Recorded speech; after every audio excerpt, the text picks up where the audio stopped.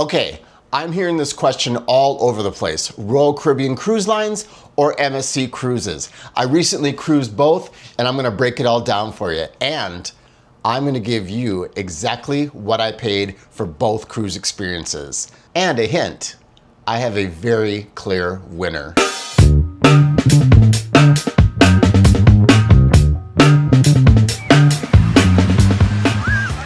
Hey guys, Shawnee here. Welcome back to my channel. If you are new here, let me tell you a little bit about myself. So after a decades-long hiatus from traveling, I am back, and I am back with a vengeance. I love to explore, I love adventure, and I love cruises. You probably like cruises too, or else you wouldn't be here. So like I said, I recently cruised on two lines, Royal Caribbean Cruise Lines and MSC Cruises. Now, if you look anywhere on social media, YouTube, there are people out there that are loyal Royal Caribbean cruisers that are kind of wondering, kind of curious about this relatively unknown cruise line in the North American market, MSC Cruises. Now, these trips were both fantastic. I had a great time on both of them, but I thought, let's take a deep dive into both of these offerings and see which one might be better for you. Now, these two cruises were both 4-night cruises, leaving out of the port of Miami, visiting their private islands, Nassau, Bahamas, and then back to Miami. So guys, we're gonna break this review down into 5 categories: the ship, the ports of call, the entertainment, the food, and the service. So guys, as we break this down, I'm gonna hit MSC Magnifica first, and then back to back with Royal Caribbean's Freedom of the Seas. All right, so let's talk about the ships. All right, MSC Magnifica. The ship was built in 2009. It is 95,000 gross registered tons and has a passenger capacity of 3,223. Now, Royal Caribbean's Freedom of the Seas, very similar. Built in 2006. 154,000 gross registered tons and a passenger capacity of 3,634. All right, so let's talk about MSC Cruises Magnifica. When I took this cruise, I stayed in Miami Beach at a really great hotel, Hilton Cabanas. The whole vibe of Miami Beach, if you haven't been there before, is deco. Everything is deco. Now, that continued on to the cruise. Now, the embarkation process was super easy, very, very quick. Their terminal in Miami, MSC's terminal, is nothing to write home about. They do have a beautiful new state-of-the-art terminal that is being built as we speak that is set to open in the later part of this year. So like I said, embarkation was super easy. I went about an hour and a half early and I was on the ship in literally 10 minutes. All right, let's move on to the ship. The minute I walked on, I was struck by how rich the tones of the decor was. It was brown, dark brown, green, really rich tone colors, and I loved that. Very deco inspired as well. The public rooms were brightly colored, lots of chrome, very, very different from an American cruise ship. The showroom was gorgeous. It spanned 2 decks, lots of green, lots of purple. I saw 3 review shows there and the room was gorgeous. So as you move to the upper decks, one thing I noticed for a ship of this age was how clean everything was. Everything was well taken care of. There was no rust, anything like that that I unfortunately did see on Royal Caribbean's Freedom of the Seas. But there was a solarium area with a retractable roof that I never needed because the weather on the cruise was just absolutely gorgeous. There was a really nice bar situated to the end of the solarium, and then you moved out into the main pool deck. And again, super clean, not a lot of fuss. On the Royal Caribbean ships, you'll see later, they have a lot of things for kids. There wasn't much of anything for kids on this ship. I usually travel solo, so that's not really a big deal for me. I mean, I'm happy with a deck chair and my cocktail, so pretty easy to please. All right, so let's move into my cabin. Now, I had opted for an entry-level balcony cabin. I do love me a balcony. I'd originally thought about doing an interior room, but last minute, I'm like, let's do the balcony. You gotta do the balcony. So this room was gorgeous. Dark blue, again, dark woods, and really nicely appointed. I thoroughly enjoyed the decor of this cabin. All right, so MSC Cruises Magnifica, you get from me a 7.5 out of 10. Freedom of the Seas. I thought the ship was really nice. It definitely was showing its age. Now, if you've cruised on Royal Caribbean before, and I had not, this was my first time, they have this thing called the Royal Promenade, and it's kind of the heartbeat of their cruise ships. And the atrium when you walk in is really stunning. I mean, it spans like 7 decks, and then you move into the Royal Promenade. And I loved the Royal Promenade. You literally could go down there, grab some pizza, grab a drink, do some shopping. Everything was right centrally located for you. Now, the main dining room is another centerpiece for Royal Caribbean. This main dining room was stunning. It spanned 3 decks. There was a gorgeous chandelier that was right in the center of the main dining room. Now, I did eat all of my dinners in the main dining room, and we'll get into that a little bit later. Now, when you head up to the pool deck, Royal Caribbean is very family focused. You're gonna see a lot of bright colors, lots of really fun, interesting things for your little ones to do. I appreciated all that, but you know, I don't really need a splash pad or a kiddie pool to have fun because I'm a old seasoned traveler, but I enjoyed looking at it, and it was really fun to see the little kids enjoying all of these things. Now, one thing that did pique my interest was this thing called the Flow Rider. Now, I had never experienced a Flow Rider before. I didn't even know what it was when I went on this cruise. Now, one of my coworkers had challenged me to do the Flow Rider, and I thought to myself, okay, that's gonna be easy enough. I can do this, right? Well, then I got to the ship and I saw exactly what the Flow Rider was about. And I was like, I'm gonna break my neck on this thing, but you challenged me to something, 9 times out of 10, I'm gonna do it. So I did the Flow Rider, and it was absolutely ridiculous. I lost my swim trunks like 3 times, and I busted my ass more times than I would like to admit. I walked away from the whole experience able to enjoy the rest of my cruise. So hey, win for me. All right, now we need to talk about this cabin. Now, Royal Caribbean, I understand you have a huge fleet, and you have gorgeous big ships coming out almost monthly. You need to look at some of these older ships' cabins. This cabin was so dated. I really can't say much more about that. It looks like it hadn't been touched since the ship was built. I did purchase an inside cabin, but Royal Caribbean has this program where you can royal up, which means you can bid for category higher cabins. So I put in a bid for $230 and I won the bid, so I had a balcony cabin. And I thoroughly enjoyed it, especially my day in Nassau looking out over Paradise Island. I loved it. Okay, Royal Caribbean, Freedom of the Seas, you're getting from me a 7 out of 10. Could have been higher, but like I said, you guys need to update some of those older ships. They're still part of your fleet. They're part of your brand. That's all I have to say about that. Royal Caribbean, your terminal is stunning. It's beautiful. I loved it. And going up that escalator and seeing those gold propellers up there, yeah, really made a great statement, and I thoroughly enjoyed your terminal. So embarkation for Royal Caribbean was super easy as well. We went in, I was on the ship probably in 15 minutes. Very easy, very, very streamlined. So great job, Royal Caribbean. Now, since both of these ships cruise out of the Port of Miami, we're just gonna talk about it one time. So the Port of Miami, guys, you know, if you know my channel, I love the Port of Miami. Now, the MSC Magnifica, we sailed at sunset. Extra beautiful, loved it. Freedom of the Seas, we sailed, it was kind of cold, it was a little rainy, not as special, but that's not Royal Caribbean's fault. So as you know, I also love that channel leaving out into the Atlantic Ocean. I am the biggest ship nerd in the world, and if I see a ship, I got my camera out and I'm filming it. Yeah, I know it's ridiculous, but I love ships.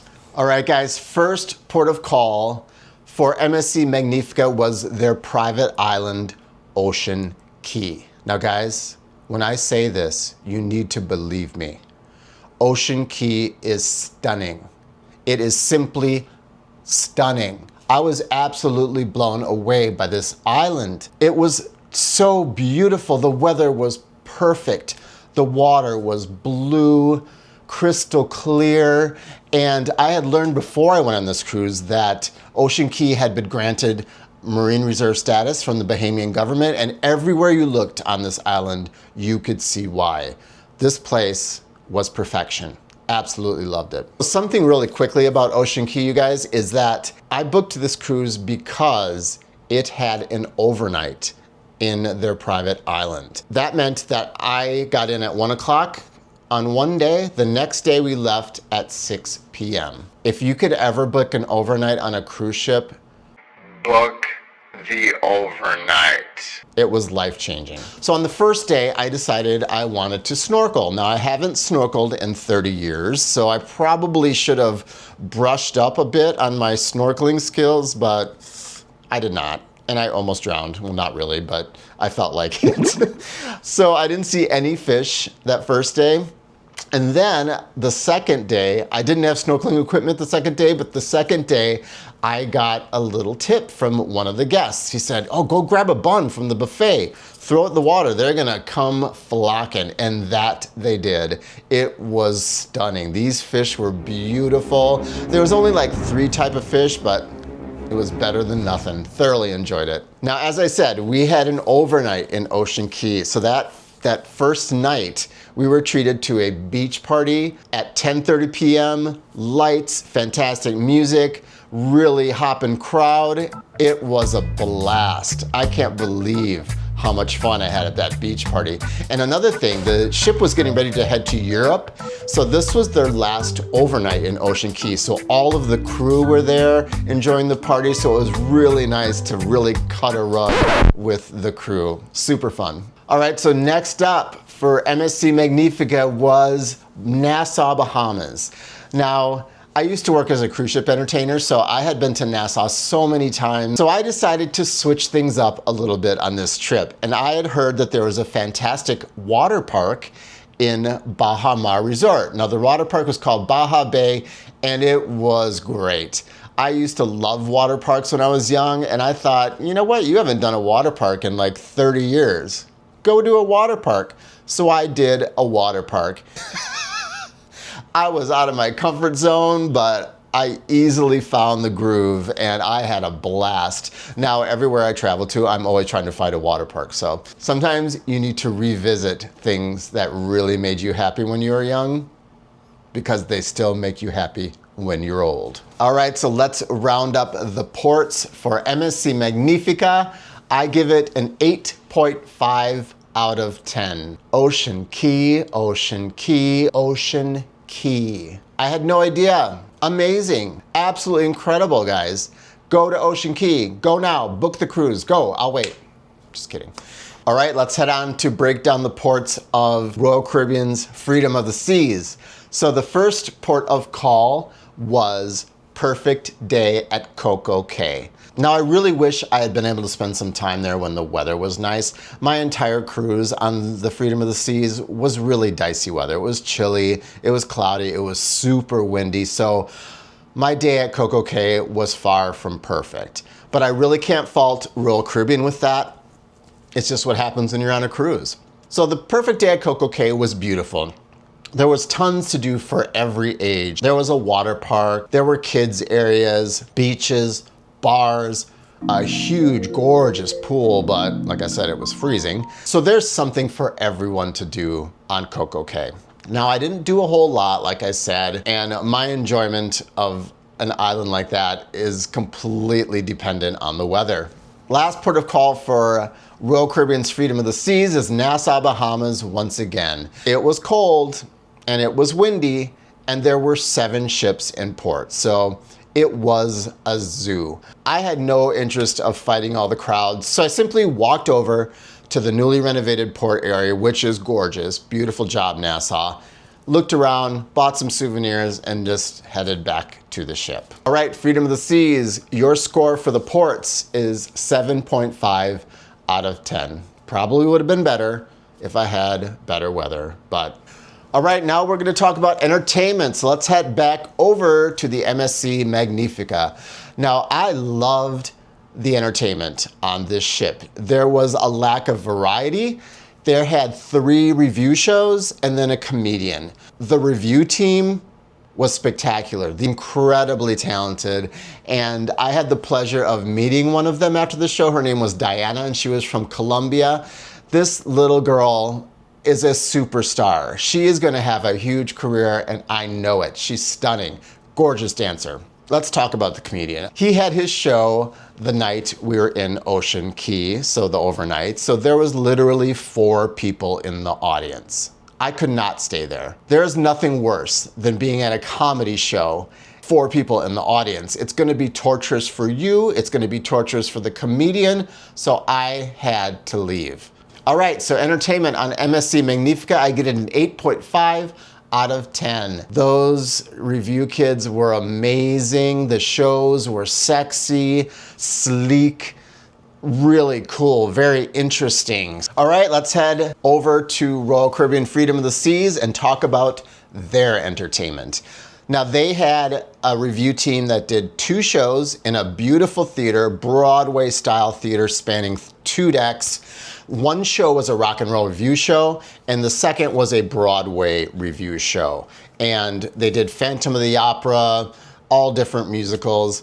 I enjoyed it. It was safe. Now, Royal Caribbean caters to families, so I can see why they made the choice of the shows they did. But there was one show that I was head over heels for, and that was the ice skating show. I loved that show so much, I saw it twice. I mean, it's crazy. The ice skating rink was on deck 4. Now, those kids were Olympic level skaters. And the ship was rocking and rolling, and they were still axling and flipping, and it was really stunning show. I loved it. All right, Royal Caribbean, for entertainment, I'm giving you a 7 out of 10. It might have been higher, but your review shows need a little updating, I must say. I mean, Phantom of the Opera hasn't been on Broadway for years. Update, refresh, like you need to do with your ship. Now let's talk about my favorite part of any cruise or any vacation period, and that is the food. Now, I was very worried to go on MSC. I had seen horrible reviews about their food. Just that it's terrible, it's cold, there's no flavor, all these horrible, horrible comments. So I was a little leery. I don't know why, because I thought the food was great. Now, I did have a disappointing meal in the main dining room on the first night, but other than that, I thought the food was stellar. Up on the buffet, the buffets were great. There was a wide variety of ethnic foods, tons of desserts, carving stations, and everything tasted really, really good. But we gotta talk about that pizza. The pizza was incredible. Best pizza I've ever had, ever. So bravo, MSC, on that pizza. I ate probably 3 whole pizzas during the whole cruise. So, and I got heartburn every night because of the pepperoni. So also the buffet on the private island I thought was excellent. They had grilled mahi-mahi, there were different salads, lots of desserts, your regulars like chicken sandwich, hamburgers, hot dogs, fries, macaroni and cheese. I thoroughly enjoyed that lunch. So all right, MSC Magnifica, you get an 8.5 out of 10 for food. I don't know what those reviews are talking about, folks, but don't you worry.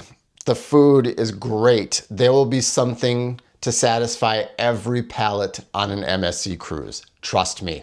All right, so let's talk about Royal Caribbean's Freedom of the Seas food offering. I went to the main dining room for every dinner. It was all very good. It was good. It was safe. There was not a whole lot of culinary magic going on.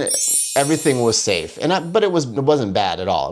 It was good. I did have a fantastic brunch on the sea day, and that was delicious. So I had a New York strip steak, pancakes, eggs, fresh fruit, and about 500 mimosas. That's a story for another vlog, but anyway. Also, I thoroughly enjoyed my last meal in the main dining room.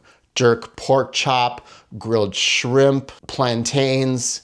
It was awesome. Delicious meal. The buffet offering on Royal Caribbean was really lackluster. I mean, there was just nothing special about it. You know, it had all your usual suspects, you know, pizza, burgers, hot dogs, some stuff like that, cold cut salads, but nothing really stood out to me. Back again to MSC, those buffets were killer. I mean, there was a whole vegan section, there was Indian, there was Asian. It was really, really cool. So Royal Caribbean, let's bring those buffets up a little bit. So Royal Caribbean Freedom of the Seas, you're getting a 6.5 out of 10 for food. This wasn't that great. It was good. There were some good meals, but update.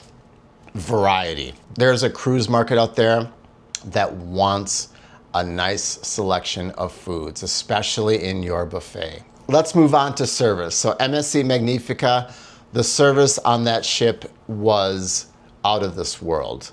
And I put an exclamation point behind that. It was fantastic. There was a bartender, his name was Bagus, and he was from Bali. So he was usually working in the pool bar. Every time I walked up, he had the biggest smile on his face, and he was mixing up some great cocktails that I thoroughly enjoyed. There's one gentleman, his name was Melvin. Now, Melvin is a superstar. This guy was incredible. So personable, so knowledgeable, such a nice guy, and I thoroughly enjoyed his service. One thing also about MSC Cruises that I have never noticed on any ship that I've ever been on, whenever I was walking through the ship, it didn't matter what crew member walked by me. It could be a waiter, it could be a purser, even deckhands. They always were actively greeting passengers, saying hello, good morning, how was your day?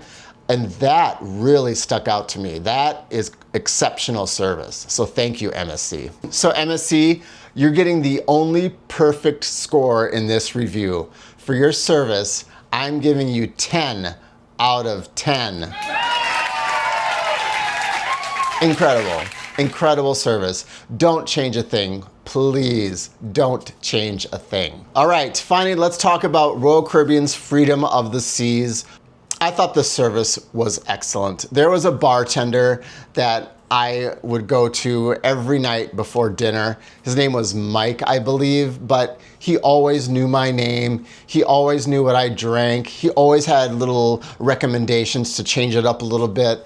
I loved his service, but there is one gentleman. His name is Ronnie. Now, Ronnie is absolutely a titan when it comes to service. This guy was so funny. I've never laughed so hard at a server in my long life. He had a style of service that I've never seen anywhere in any of my travels. He would tailor his service down to who he was serving, a great trait for a server. I was a solo gentleman and he honed into what made me laugh, and he just was whipping out jokes and his mannerisms were hilarious. Then he would move over to the two older ladies that were sitting next to me and he'd change it up. That is a perfect server. So Ronnie, you made my cruise. So I loved his service so much, I went to the maitre d' and said, you need to seat me in Ronnie's section every meal. And he's like, done, okay. Yeah, I loved Ronnie. I wrote the most gushing review for Ronnie. And if anyone out there knows where Ronnie is in the Royal Caribbean fleet, please let me know. I need to find Ronnie. He's that good. All right, Royal Caribbean, for service, you are getting a 9 out of 10. Excellent service. I thoroughly enjoyed every interaction I had with all the crew members. Excellent. All right, guys, we have come to the end of my head-to-head review, Royal Caribbean Freedom of the Seas versus MSC's Magnifica. So the final score for Royal Caribbean Freedom of the Seas is 37 out of 50. Excellent score, Royal Caribbean, good job. So MSC Magnifica, your final score is 42.5 out of 50. I had an amazing cruise on MSC, and I cannot wait to cruise with them again. As a matter of fact, it's gonna be in 2 weeks. MSC Seashore, I'm coming for you. All right, guys, so as promised, I'm gonna tell you exactly what I paid for these 2 cruise experiences. That, along with my reviews, will let you make the choice. So for Royal Caribbean, I paid $1,338.53.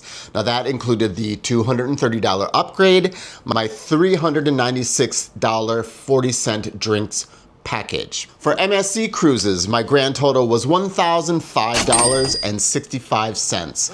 Now that included the balcony cabin and also the drinks package, which was $235.44. I would cruise MSC over Royal Caribbean, especially that class of ship, hands down. And I would save over $300. All right, guys, thanks for watching this first ever cruise review. If you are enjoying my content, please give me a thumbs up. And if you haven't already, and you feel like you want to see some more content from me, hit that subscribe button. And also make sure you hit the notification bell, because then you'll get notified whenever I post new content. I want to thank you guys again for watching. I have a couple videos over here, guys. Check them out. And one of them is me almost getting kicked out of a resort in Wisconsin Dells. Thanks again, guys. We will see you on the next adventure.